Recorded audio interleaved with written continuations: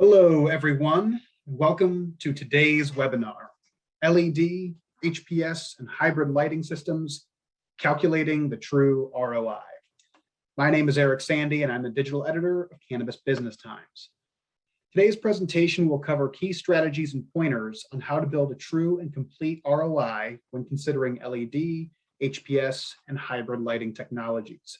It will also help growers understand how to interpret and calculate the ROI based off of HPS, LED, and hybrid lighting plans, and also how different lighting technologies emit energy and how that can affect your crop and energy usage.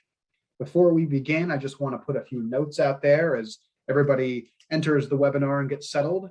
You'll see at the bottom of your screen a Q&A button. If you click that, it'll open the Q&A box. And as the presentation is going on, feel free to drop your questions in there. At the end of the presentation, we're going to have a little Q&A period, and we'll get to as many questions as possible. Also, just know that we are recording today's presentation, and we'll be sending a link to all registrants via email so that you'll have both the audio and video and all the slides to refer to in the coming days. So with that being said, very pleased to introduce today's presenter, Christine Stein from PL Light Systems. Hi, everyone, and thanks so much for joining us today. And a huge thank you to Eric and Liz from Cannabis Business Times for inviting PL and you to discuss your investment in a lighting system. Before we get into the ROI calculation, we need to first do some preliminary work to understand the differences, as Eric said, in the technologies, which will help determine what your best options may be, because there are a lot of options on the market these days.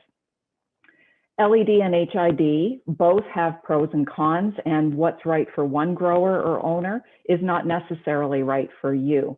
As you can see in the slide on the left, we have an HPS or HID installation in the center. There's an LED, and on the right, we have a hybrid of the two technologies.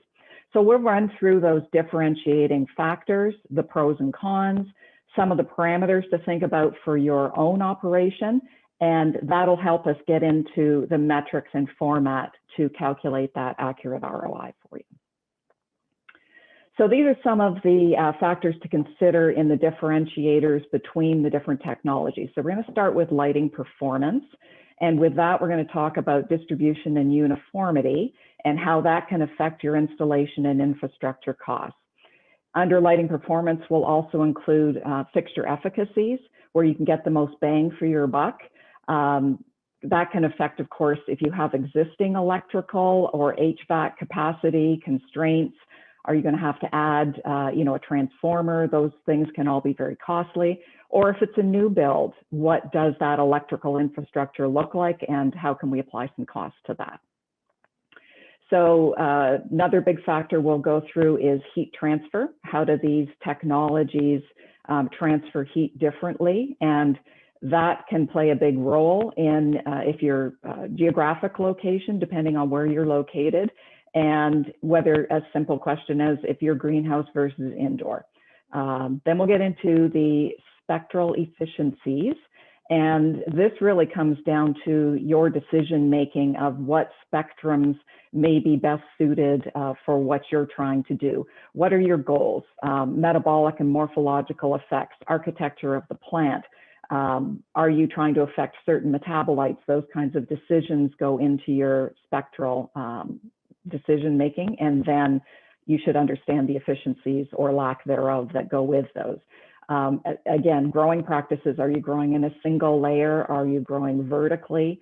Are you lighting one growth stage at a time, or are you growing through multiple stages under one light? Those all play very big roles in the spectral choices. Budget, of course, is a big one, which we'll touch on. That's one of the big differentiators that we are all very aware of, that LEDs do cost more than HID systems.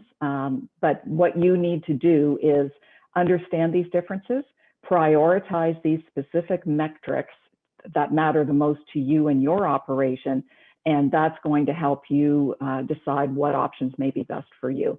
And that can be very different for every operation. We have put together a pros and cons chart of the different technologies, being the HID, the LED, and the hybrid solutions.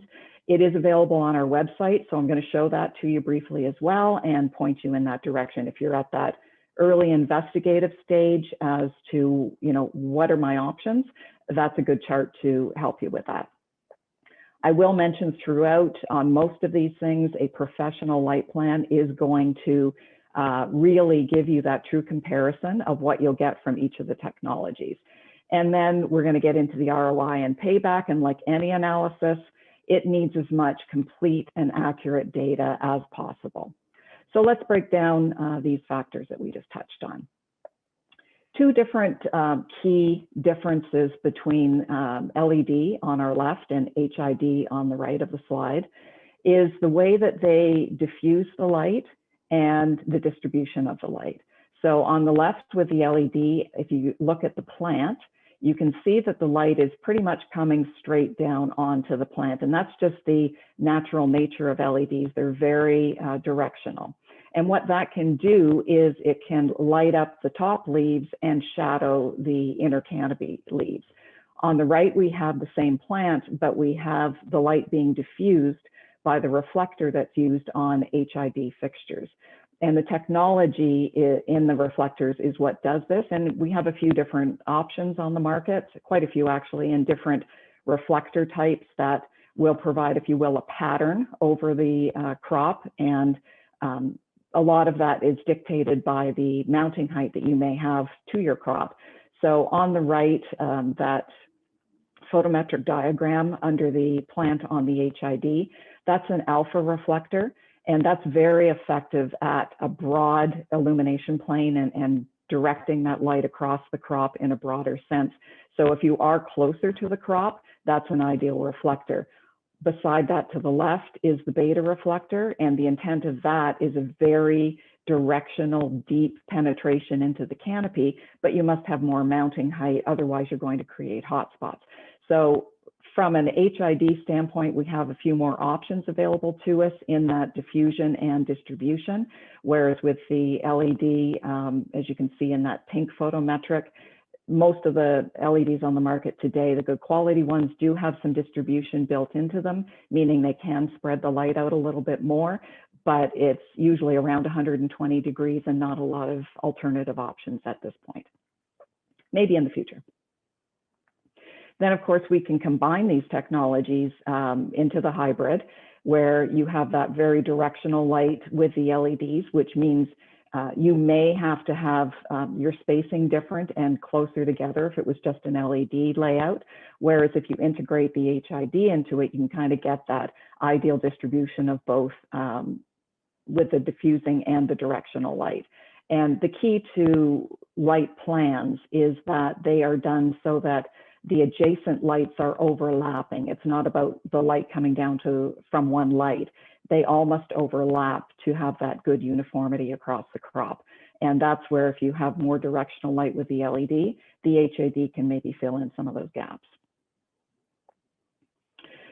So the other part to the performance is the luminaire efficacy. And what we're showing you here in this example, we're taking an LED replacement of HPS in a 1-to-1 based on the PPF, which is the photosynthetic photon flux, basically the micromole output of the fixture.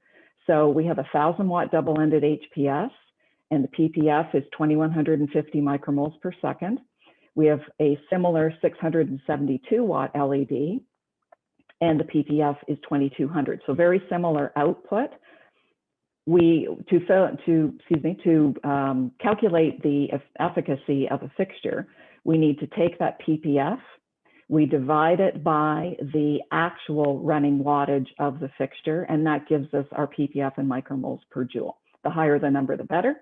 So a 1,000-watt double-ended HPS running at a 277 volt in the US or a 347 volt here in Canada is going to be running actually at about 1,045 watts. So when we divide those two, we end up with 2.05.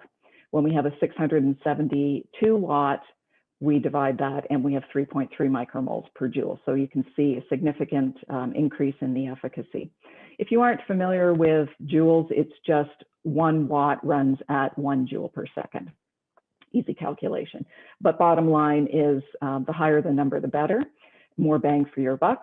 Now the 2.05, I'm just showing you a straight calculation. The reality is there are some losses because a double-ended HPS lamp, you have light coming out at 360 degrees. So a large portion of that light does have to go up and to the reflector and back down. So there are some losses there. So that 2.05 might be more like 1.9 or 1.95. Beware of any calculations that you see using very low numbers like 1.7.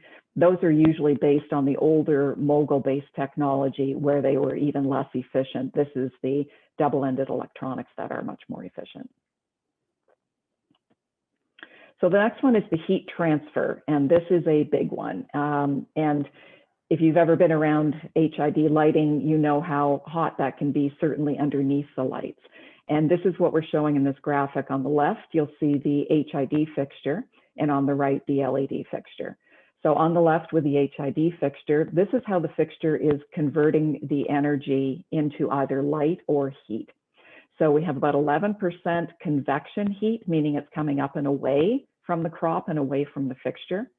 It's converting about 55% of its energy actually into heat, and that is radiating down to the crop directly because of the reflector. And then about 34% is actually converted to heat, to light for the crop. So as you can see, the majority of the energy from an HID is going into heat and not light, which is what we want to create photosynthesis. On the right with the LED, we have about 35% convection heat going up and away from the crop, only about 15% that's radiating down to the crop. And then we're able to convert about 50% of the energy to light. So much more efficient in that respect. Now, again, there's pros and cons to both of these scenarios. Obviously, being able to convert more energy to light is a good thing. But if you're in the greenhouse in a winter climate, the plants can definitely benefit from that radiant heat from the HID. And that can also reduce your heating cost in the greenhouse because it's generating that heat that you won't have with the LED.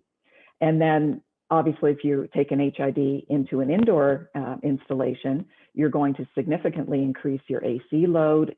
If you're too close to the crop, you can damage it, or your leaf temperature may be too high, which is never a good thing.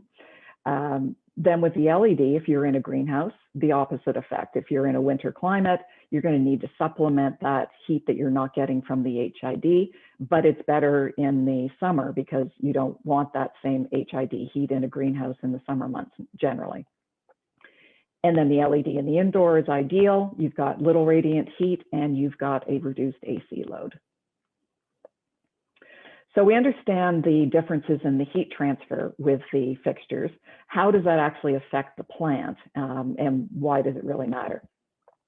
So measuring leaf surface temperature, or LST, is a very important parameter, whether you're indoor or greenhouse. There are optimum leaf surface temperatures for different crops. So that's what you're trying to achieve. And your lighting is obviously, as we've just shown, quite effective in that. Most metabolic actions, like photosynthesis, of course, is the big one we're trying to achieve, happens in the leaves themselves. And if that temperature is either too low or too high, it can slow and stop these processes. Radiant heat, of course, is going down directly and affecting the leaf temperature, as opposed to an LED where the heat is convection and it's going up away from the crop itself. So knowing your target LST is really crucial to balancing all of your inputs. So if we are a grower in those winter climates where we could have, minus 40 degrees outside the greenhouse, and the DLI values can be as low as 5 moles per day, or even less in some cases, inside the greenhouse, with short day lengths and photo periods, cannabis has a very high DLI requirement, upwards of 35 moles per day. So if you're only getting that 5 moles or less inside the greenhouse, you have a significant supplemental lighting need. And it's essential if you're going to keep and maintain that year-round production and quality of the plant. So cannabis is also heat loving generally. So you have to maintain that optimal leaf temperature. Now, the fact that it's heat loving can vary because it really goes back to the origins of the cultivar that you're growing.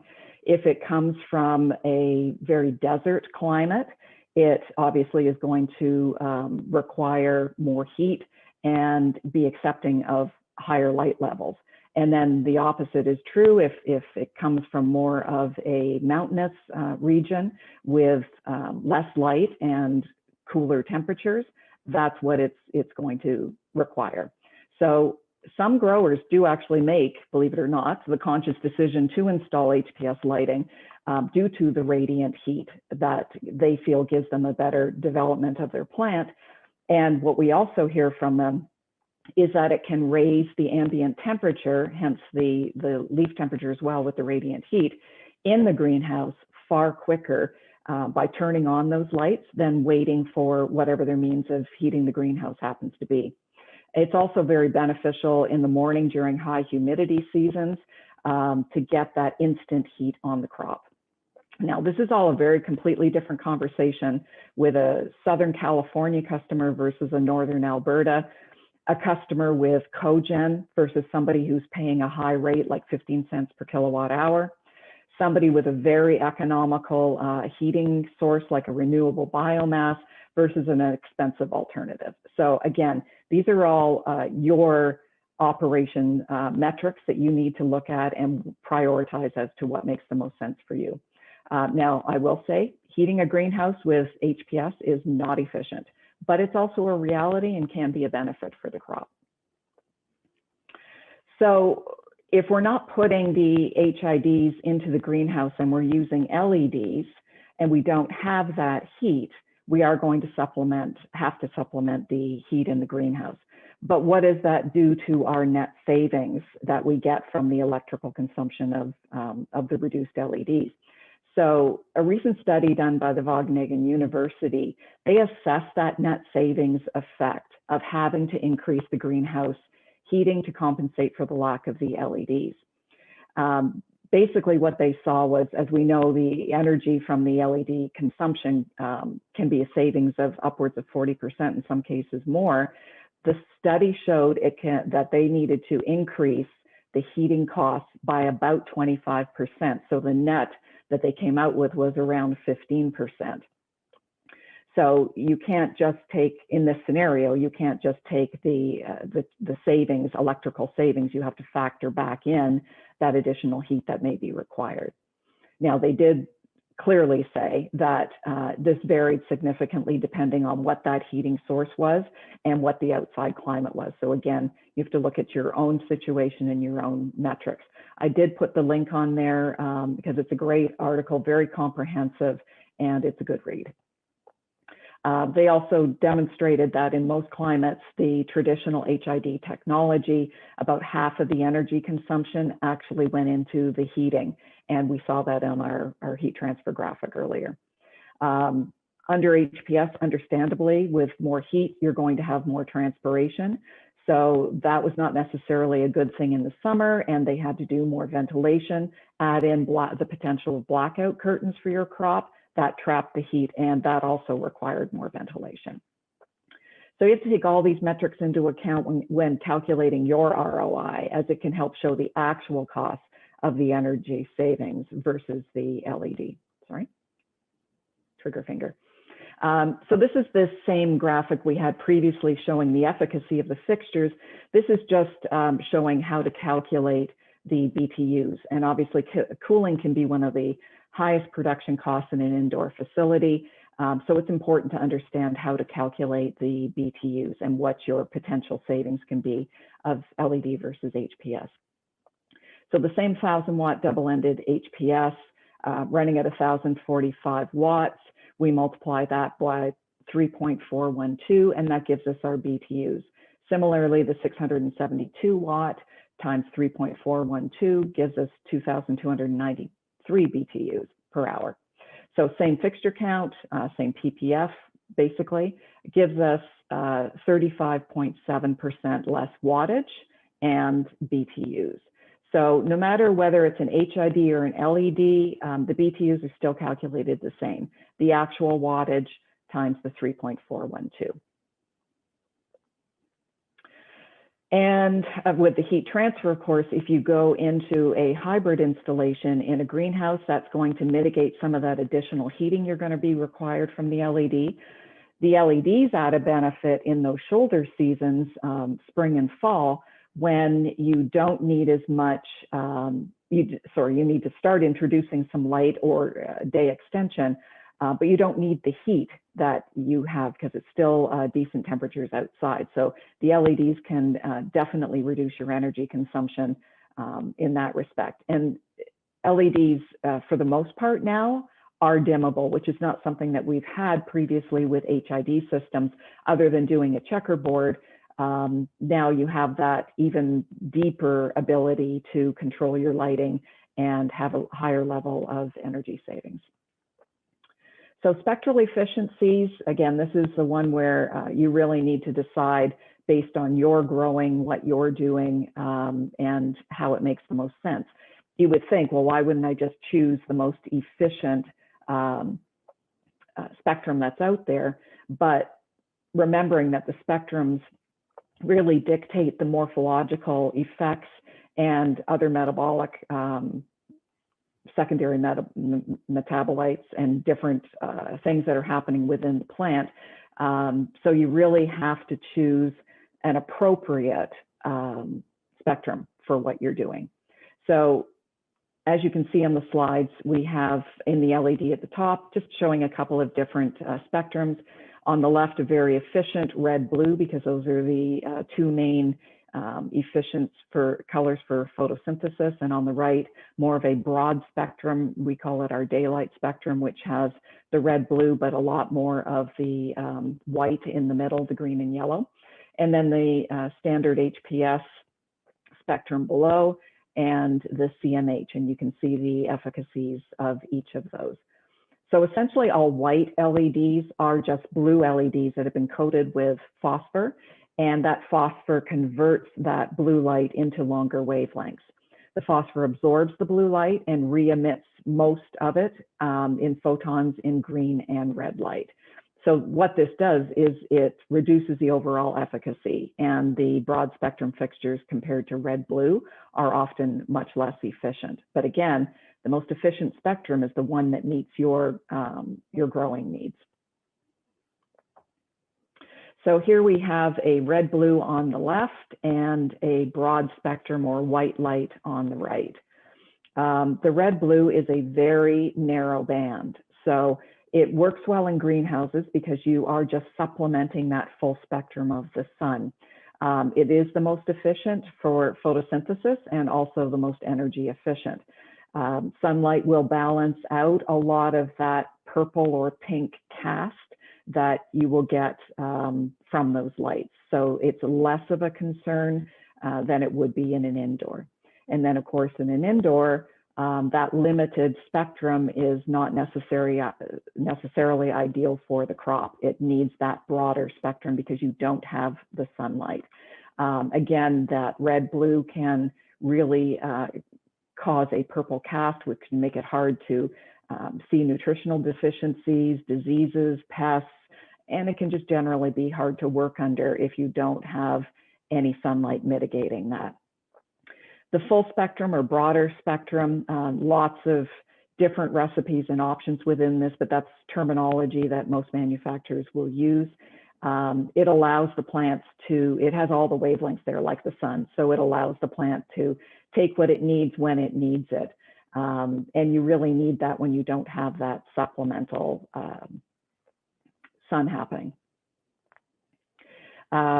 We used to think that, and not that long ago, that the green really didn't play a role, and that's why the red and blue was the most efficient, and that's what most people were going with to start with. But a lot of research has shown that that really is not the case, and these other wavelengths do play a big role in photosynthesis as well as the morphological responses. So the challenge is, what is the optimum spectrum? you need to do your own homework with that, get some guidance on it. If you're growing one cultivar, you can trial and test it. And if you have the resources and time and fine tune it, fair enough.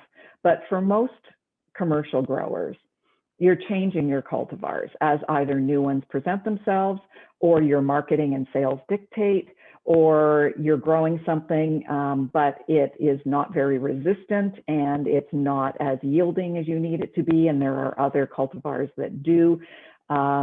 You also may be, you need to grow a full cycle under one light. So you need something that is more broad spectrum. So these are all the factors to look at when you're deciding on what best spectrum is for you.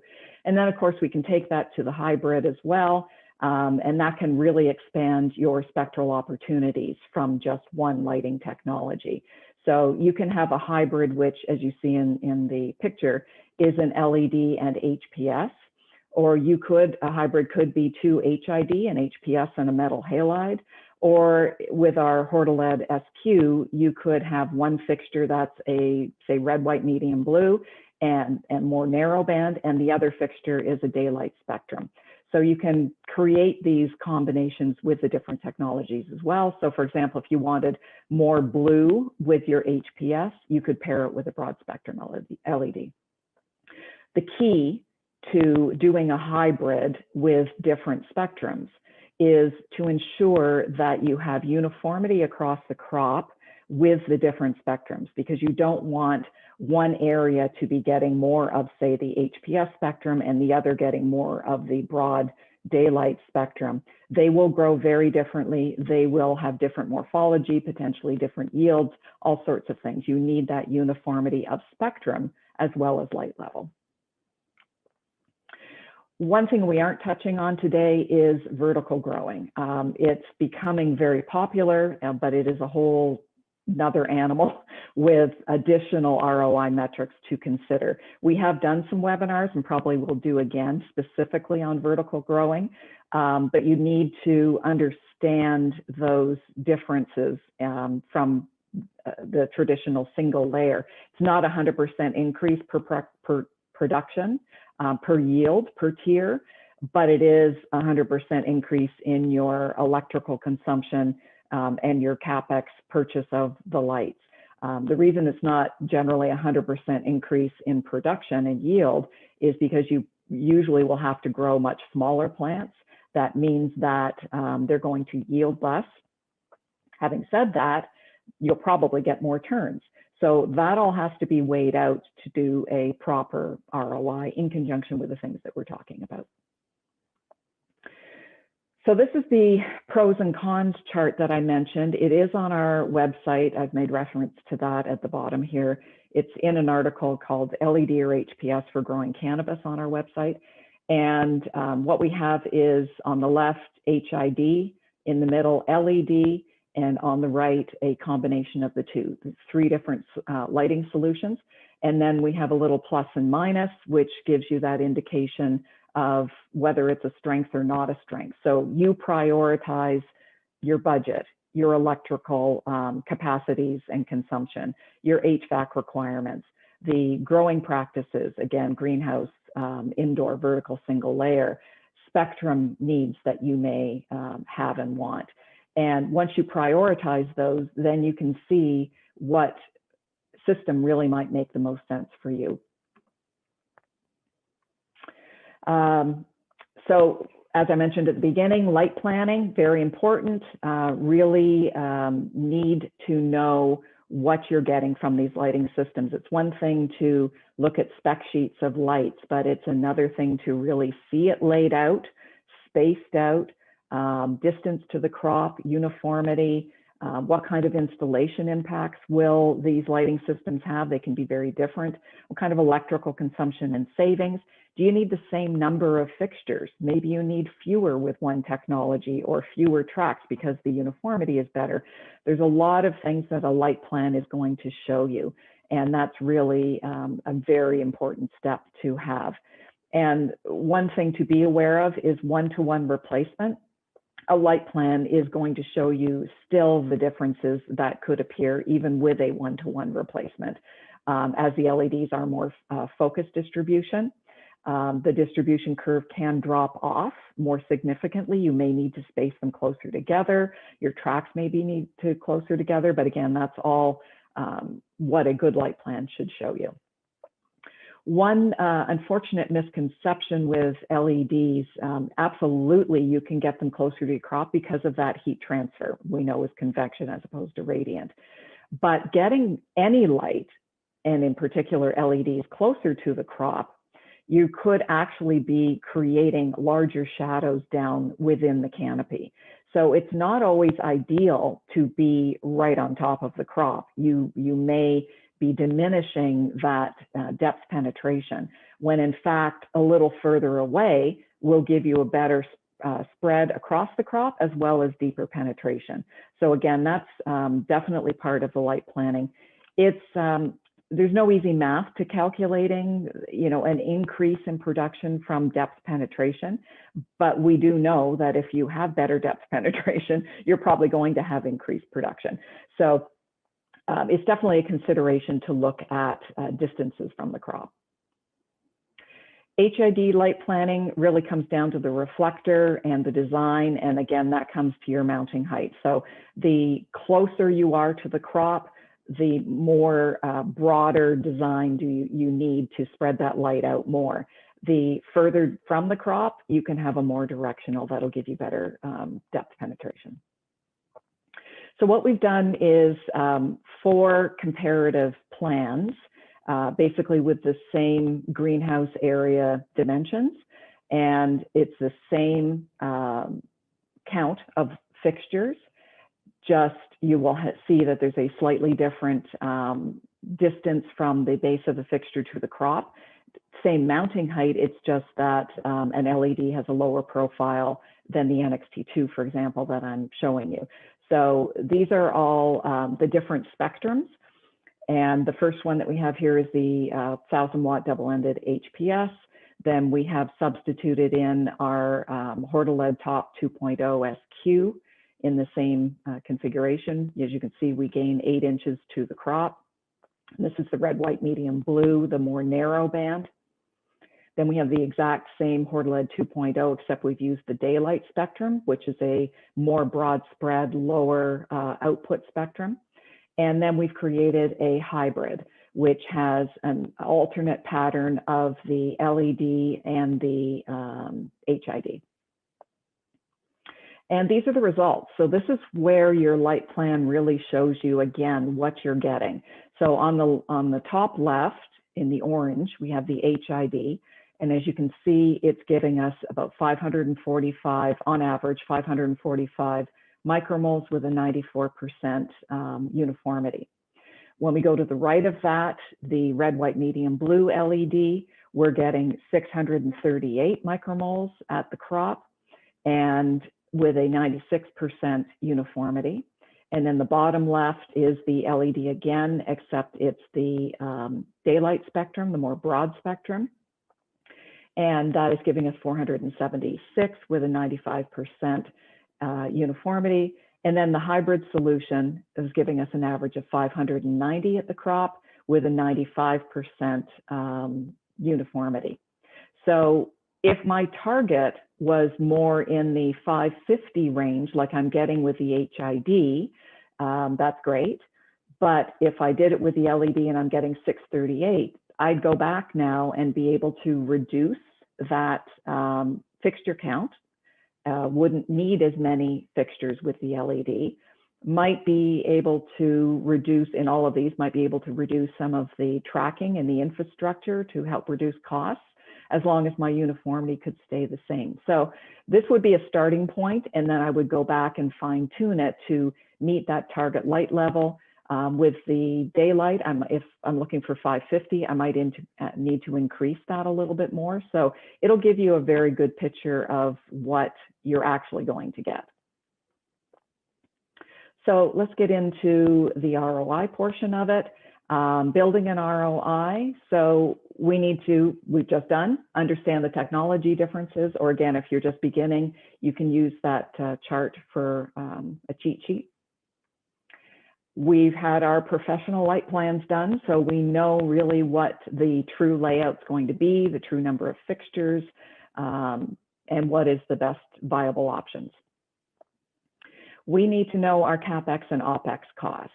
So knowing your cost per kilowatt, understanding and analyzing your annual lighting hours, your HVAC load capacity and costs, LED incentives potentially that may be available in your area to mitigate some of the cost of the LED CapEx, and then potential additional infrastructure costs that you may have, depending on if the layouts are different for the different technologies and how they can be optimized. So calculation is really very simple once you have all that complete and accurate data as best that you can. The initial incremental CapEx and OpEx costs divided by the electrical savings, and that'll give you your payback in years.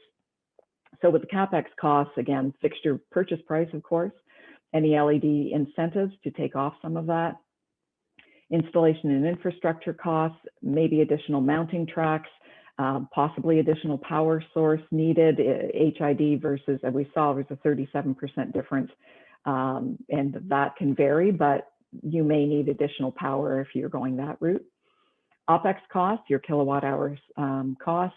Relamping is a reality with HID. What is your tolerance and your frequency? HID potentially reflector cleaning, which is something that should be done annually or every 2 years, depending on your environment, because that reflector is all about the distribution and diffusion, and you need that to be optimized. There's a labor cost to that. Additional heating or cooling, if it's a greenhouse winter, Southern California indoor, cooling, all those factors. So we've done a little layout here for you.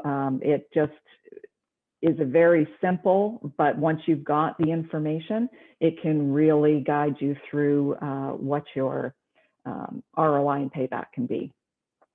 So in this particular one, we have the LED red, white, medium, blue versus the HPS only system. So the purple line is the LED values and the yellow line is the HPS. So first we have our cost of the system. Now in here, you could include any additional infrastructure or any other costs that are going to be part of your CapEx. Here we would reduce our proposal investment number for the LEDs by any potential rebates that might be available to you in your area. And then we have that adjusted number. And in the green line below, you can see the adjusted difference that we have between purchasing an LED system versus the HID system. We have our number of fixtures, our wattage, our actual draw wattage, which is what we want to use. And then that times the number of fixtures gives us our total kilowatt hours times our electrical rate, our kilowatt per hour. In this case, I'm using 15 cents. And then we multiply that by our total kilowatts, and that gives us our 4,000, sorry, I have a 4,000 hour runtime, which is something that you need to determine what that is. And that gives us our annual total kilowatt hours. You can see the difference below in the green bar as to the savings by going with an HID system and the kilowatt hours. And then the annual energy cost, relamping factored in, and we've taken that, as you can see in the box below, we've taken that at a 1.5 years, so roughly 6,000 burning hours. We've decided to relamp, and that's going to be our cost of relamping on the HID system only. And then so that now gives us our new numbers, and we net out with a $490,000 cost savings over LED over HID from our energy standpoint. And that gives us a payback period of 2.06 years. This was the LED versus HID system. And we've done the same thing with a hybrid versus an HID. So the blue line at the top is a combination of the LED red, white, medium, blue and the HPS alpha. And then the yellow line is the HPS only again. So the major differences here, of course, is the savings, which is less now because we have HPS in our hybrid, so we don't get any incentive for that, and we have a higher electrical consumption for that as well. And we also have less savings from our relamping because we have to do the relamping as well in the hybrid solution. And our savings overall is slightly reduced, and that gives us our payback period of 4.15 years. So there are other factors you may want to consider in this. What I have not put into this would be additional heating that would be needed if you were in a greenhouse in northern climates, and an LED situation, you would need to add some of that back in, which I've not included, but that would definitely play a role in the savings and the payback as well. So again, this, if you're in the early investigative stages, this is a good chart. Check it out on the website for the pros and cons. So ultimately, what is the better investment? Again, it really is whichever lighting system you choose, the first step is understanding those benefits of the different lighting technologies, aligning them with your specific growing and operational goals, which are different for most. Then review that professional light plan and really understand and compare those options and calculate your ROI with a complete and accurate data. So there's no simple answer, of course. As always, we're here to help. Your PL regional sales manager will be happy to help you work through the technology differences because we do produce all of them, manufacture all of them. We can help you with those differences. We can do comparative light plans with the LED, HID, or hybrid and any combinations of those, and those ROI calculations with your specific data. Lighting systems are a significant investment for any corporation and should be a long-term investment. So doing your due diligence up front is key to making that best decision. And here's some of my other pretty faces, your regional sales managers, which are all available to help you at any time in their contact information. So a sincere thank you again to Eric and Liz and the Cannabis Business Times, and to you for joining us today. So if we have some questions, let's have some further chatting. All right. Well, thank you so much, Christine, and of course, the whole PL Light Systems team right there for that presentation. Definitely covered a lot of really good ground. And I also sort of want to echo what you were saying and thank the audience for being here too. We do have some questions that have come in, and we can get into these now. Okay. This first one, can you comment at all on the idea of maybe installing HIDs above LEDs and stacking different forms? So if we're not talking about vertical racking, I'm assuming we're talking about single layer and having the HID positioned slightly above the LED, if I'm understanding that correctly. Ideally, I mean, again, it's a light plan scenario in the sense if you really want to see what's happening down at that crop canopy level with the different, there could be an advantage to not having them at the same height. Again, that would play out in your light planning. There could be an optimal, but what you do not want to have happen is that one is blocking or shadowing another. So that any of the light that's being transmitted out, because remember the HID reflector is potentially pushing that light out further in a diffused and directional manner than the LED is. So you want to ensure that you've got that good crossover of both the light levels and the spectrums, if you are combining the two, for sure. But again, you don't want one to be blocking another, so you have to be careful of where you're mounting in that height. But yes, there could absolutely be an advantage in optimizing the heights that they're mounted at and could actually reduce the number of fixtures you need, because the closer you get to the crop, the more intense your light is at that PPFD level of the crop canopy. But again, you have to be careful of where they're positioned within each other. Hope that's right. Certainly. If that answers your question. I think so, yeah. And I know that was a question from John. John, if there's a follow-up there or any additional details, feel free to add those to the Q&A box. Please, yeah.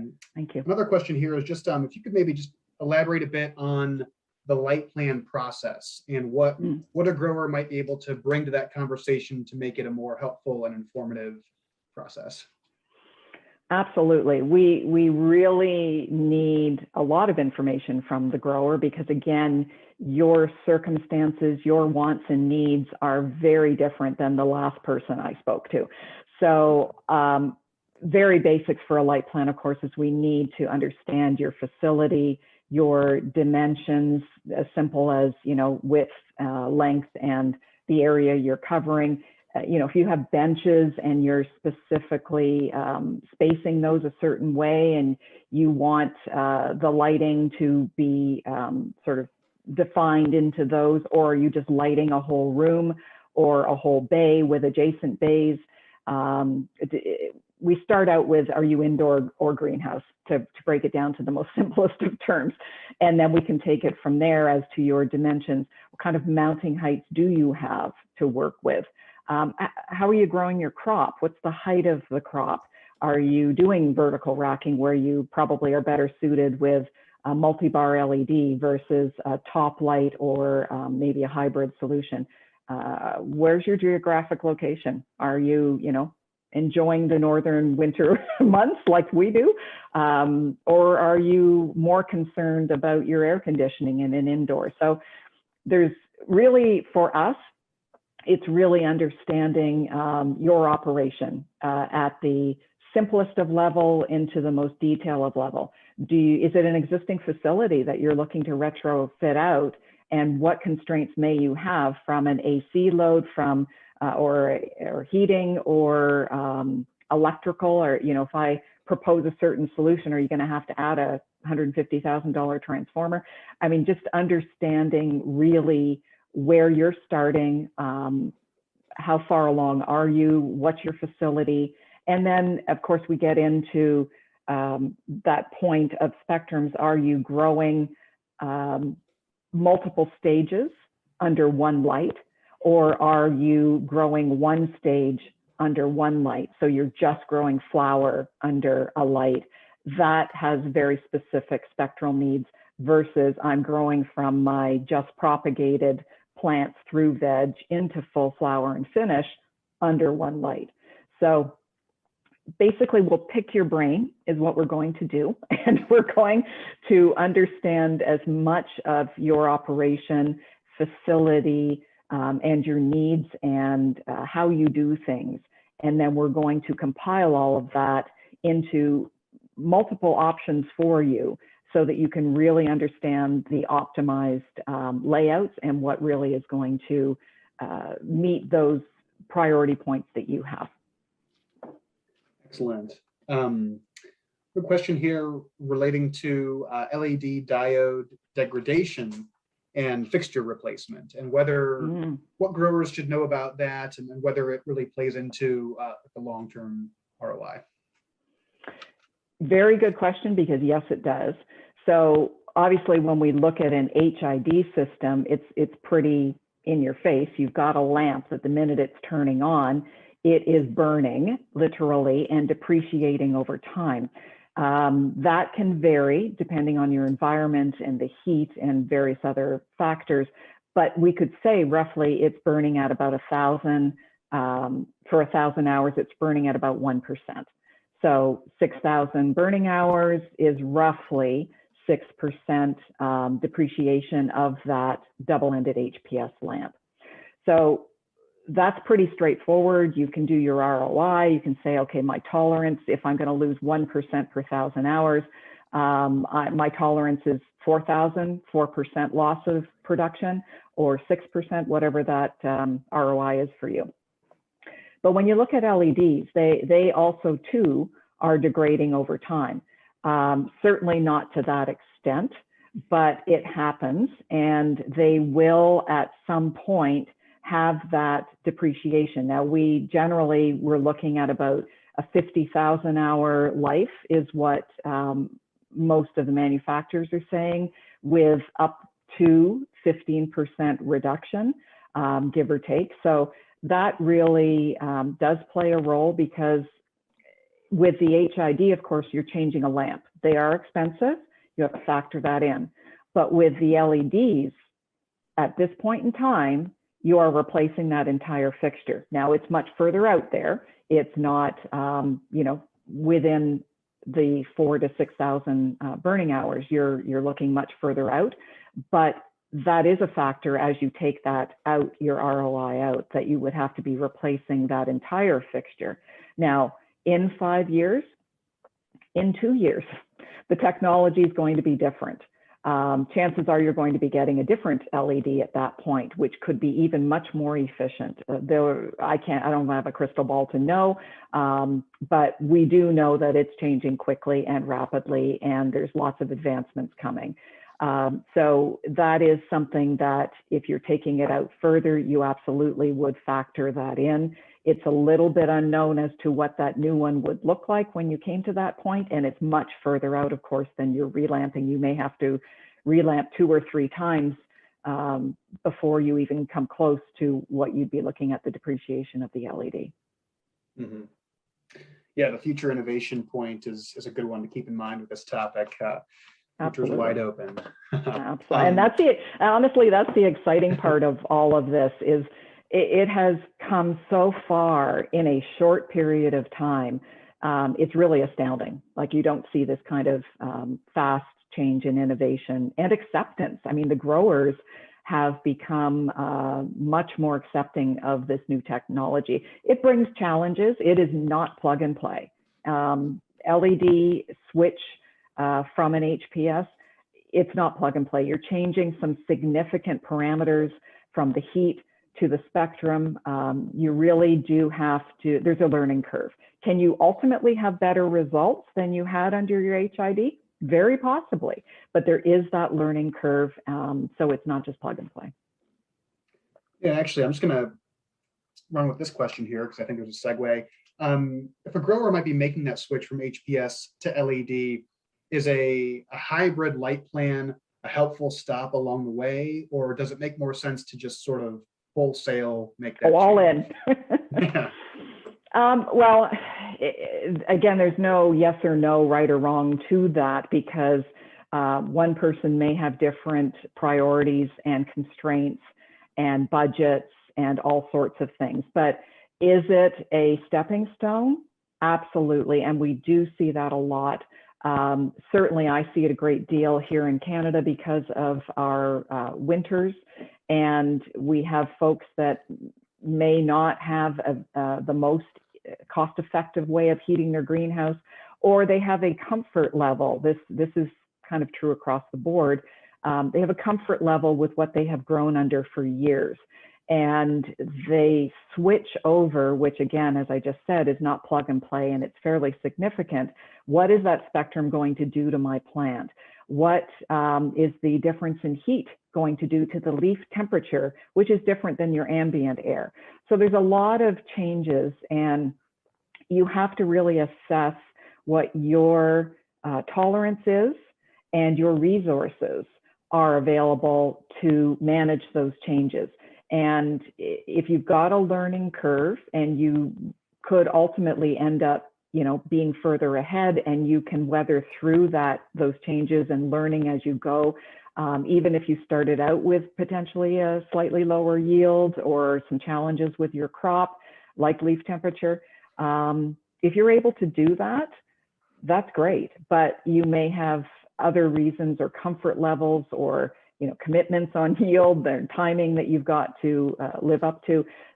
Definitely that stepping into that, because when you do that with a hybrid done properly, you can probably then retrofit out those HIDs maybe before you relamp or the next time you relamp with the LEDs.